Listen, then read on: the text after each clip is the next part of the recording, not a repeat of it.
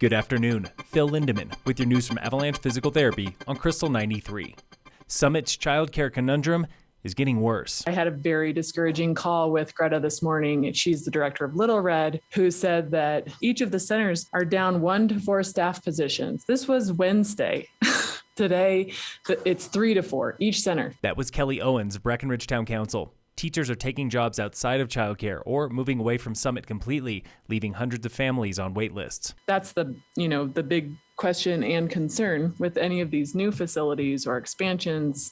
It's like, how are we going to staff? Like housing, officials say there is no silver bullet for local childcare. One option is partnering with Summit High School or CMC for untrained help.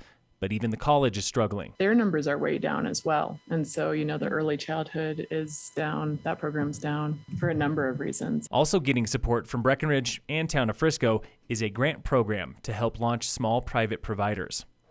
Town of Silverthorne is making headway on Summit's other crisis, housing. Coming to 4th Street Crossing are 39 co-living apartments with space for 132 full-time residents. People will rent bedrooms, not entire units, and most are priced at 60% of AMI. That equals $1,000 per month if rented today, including utilities. Vacation rentals are outgunning hotels in Frisco, and it started before the pandemic. STRs made 12% more in 2019, 100% more in 2020, and 171% more last year. They nearly broke $1 million in tax revenue, a mark hotels have never even come close to hitting.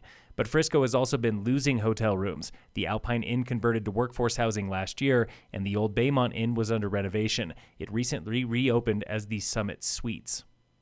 You can meet 7 candidates for Frisco Town Council tonight at a public candidate forum. Frisco has 3 seats available. Andy Held is the only incumbent. The forum starts at 6 at 10 Mile Music Hall on Main Street.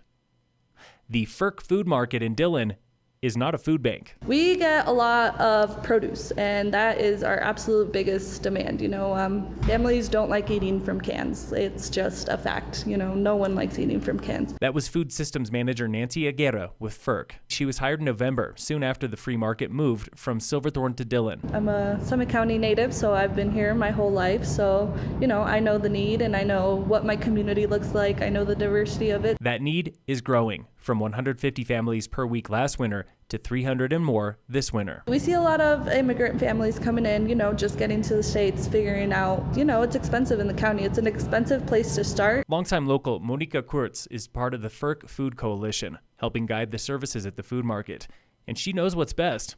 She still uses the market. Salads is my favorite, salads. And I eat meat, don't take me wrong, but fruits and veggies is my favorites. Monica recently moved to Grand County, but she's still welcome at the market. Nancy. We definitely get people from Leadville, Fairplay, Kremlin. Yeah, we never say no. Stocking the shelves are local donors like Whole Foods, Einstein Bagels, and Natural Grocers. Filling boxes are dozens of volunteers, and the market needs more. We're only 6 employees, and without the volunteers, serving 300 people would be impossible. Sign up online for food or volunteering at summitfirc.org, and then stop by the Krystal 93 Facebook page for a virtual tour. In sports, the Avalanche play the Hurricanes today at 5. The Nuggets face the Warriors at 8 on TNT. And in local sports, today on the Warmup. There's a lot you can learn from losing a game. You lose some games in a way that you shouldn't have lost, but a lot of the times, there's more we could work on. That was Kelly Duffy, junior midfielder for Lady Tigers Soccer, talking about lessons they learned from last year's 1-9 season. She is co-captain again this year with fellow junior Katie Clapp, another midfielder. It's important to have a united team where everyone feels free to be themselves and play how they want. The two say they have not yet set goals for the team, but both of them want to open the season with a win against rivals Battle Mountain. Kelly. Last year, we played them at their home field, and it was a really close game. And we definitely scared them a little bit because they weren't expecting that. The Lady Tigers face the Huskies in Edwards next Tuesday. This has been the Warm-Up with your Summit High Tigers, brought to you every Thursday and Friday by Alpine Lumber, Enza's Deli and Market in Silverthorne, and I Furnish in Frisco and Kremlin. Phil Lindeman with your news from Avalanche Physical Therapy on Krystal 93.